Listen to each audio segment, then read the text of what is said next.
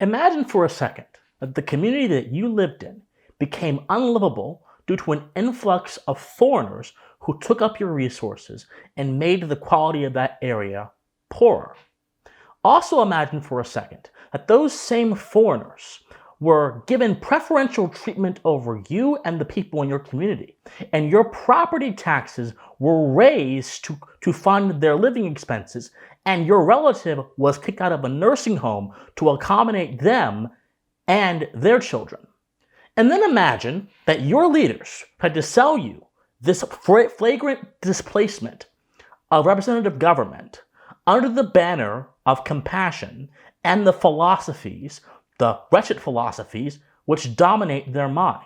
What I described to you is not some far-flung scenario crafted by some grievance-laden right-wing figure. It is the reality for thousands upon thousands of Americans, perhaps even millions at this point, that live in several areas around the country that are being hit by one of the worst humanitarian crises America has faced, the migrant crisis.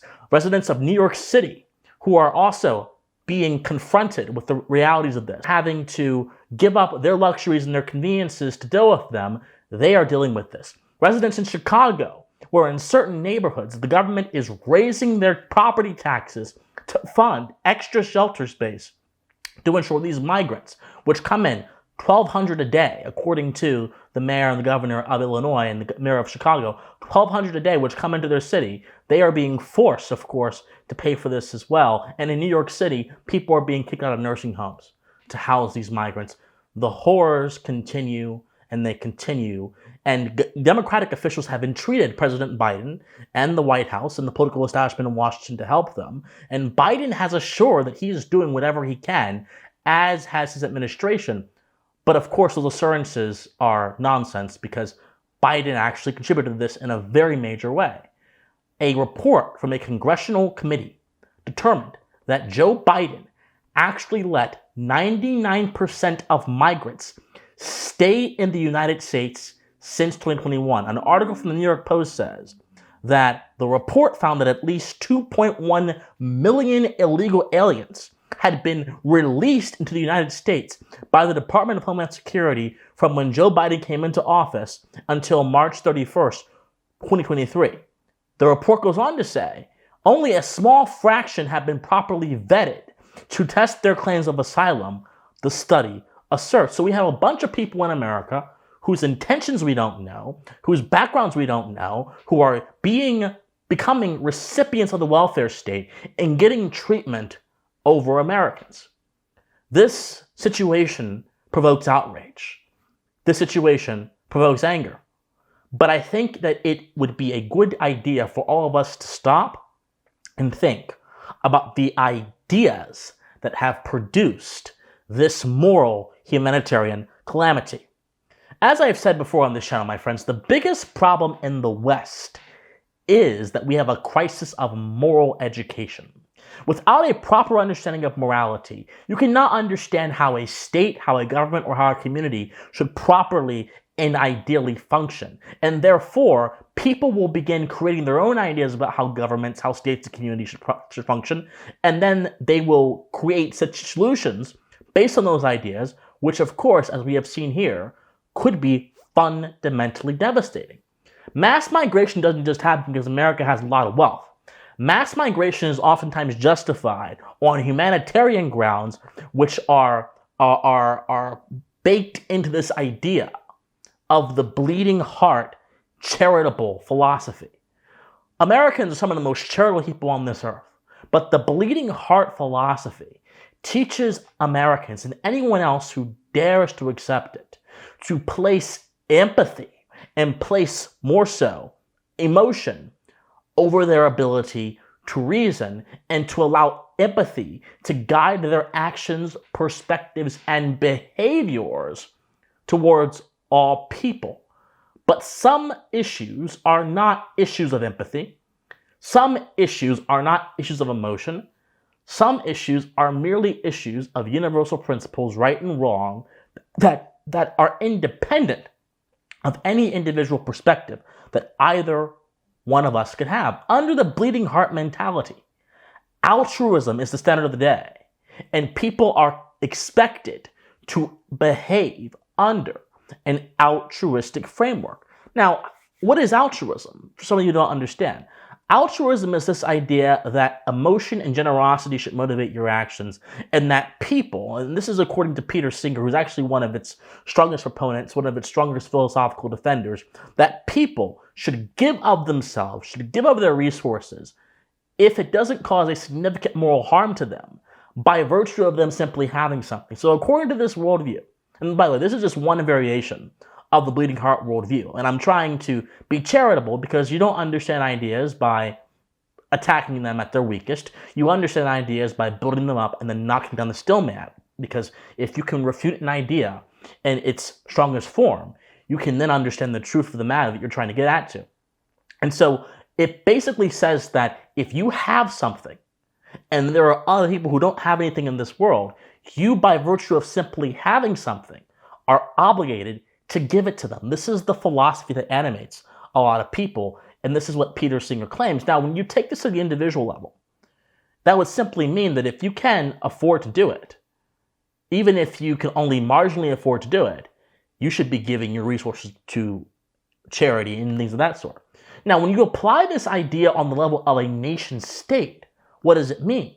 Well, it means that the nation state, if it can also, in a morally unharmful way, do so, it should help whoever it can. Hence, the mass migration, the porous border, what we have seen, allowing people to just pour into America and have free reign to the resources of our country. This is why Chicago happily is hiking property taxes, making their citizens' lives more expensive to fund extra space and shelters for these migrants. Not because they are, again, simply trying to be charitable, but because the worldview of so many progressives in these areas of power is that empathy and emotion should matter more than the first principles that we can deduce from reason that actually tell us how to have a stable and sound government. But more importantly, my friends, universal benevolence is not sufficient for a nation. It is not sustainable. When benevolence becomes a standard for policy, the real policy consideration, first and foremost, is that if the policy is moral. Second, how does the policy impact the citizenry? Third, how does the policy impact the government's duty to the citizenry to protect them and not hurt their life? These three considerations go out the window, and the overriding consideration becomes, does this policy help the group I want it to help? It's not sustainable because it detaches a nation from the concrete considerations that I just mentioned that a nation must heed to if it wishes to survive. But not only that, it's easier under the frame of universal benevolence, under the flame of the bleeding heart philosophy, under the flame of the Peter Singer formulation of altruism, it's easier for the government to justify atrocity. It's easier for the government to justify things that under any other context and framework would not be justifiable in the name of helping people. Think about how the government oftentimes justifies war. Think about how the government tried to justify the Iraq war. Think about the government saying that there were weapons of mass destruction, this was a massive campaign, and that Saddam Hussein was butchering people, doing all these bad things, and therefore we have an ability to go into Iraq and attack Saddam Hussein and get rid of the evil terrorists. Think about how they justified the Libya intervention in 2011. Barack Obama said, in a speech before he sent off American planes to bomb Libya into oblivion and then put them into a death spiral, which led to a civil war, which America and no other country helped mediate after their actions caused it. He basically said, I cannot sit by while a merciless dictator says to his people, there will be no mercy. It's this philosophy of universal benevolence that elites who don't have any philosophy, don't have any deeper understanding of first principles or what the nature of things are, use it because they can prey on our innate humanity, which is marred with emotion. Our humanity is connected with emotion, but emotion is lower than reason. But many people don't use their heads. Many people are guided by their heart. This is why in the ancient text, if you're a Christian, the Bible says something about the heart being dangerous. And even beyond the ancient text, you can see what happens to people when they are emotionally led and not rationally led. Even people who you may consider intelligent or smart, even people that are on your political side. This is the danger of the bleeding heart philosophy when it comes to policy. And so, if the government is able to abuse this, it is incumbent upon the American people to rise up and begin changing their considerations. The residents in Chicago and New York are already getting mad. The residents in the border town that are also being overflown and the resources are being sucked dry by these migrants are also getting upset, which is good. But you have to translate that anger, that emotion, into a construct of reason that will defeat this philosophy in the halls of power. But beyond this, because these are simply two reasons why people could probably try to dispute. But beyond this, there is a surefire reason as to why America needs to be careful in letting in all these migrants and allowing 2.1 million people to just permeate our country like a gaseous cloud spreading everywhere and coating everything. It's because America and being an American is not simply a designation on the Census Bureau's charts. It's not simply a title conferred to you by the Customs Office. It's not merely a legal construct. Americanism is fundamentally, first and foremost, a philosophy, a universalist philosophy that emphasizes the role of universal values that are baked into the nature of things, baked into human understanding, baked into natural law, that we then use to construct proper political order, we then use to construct proper government, we then use to also understand what a good society is, and then we allow these ideas to animate our lives.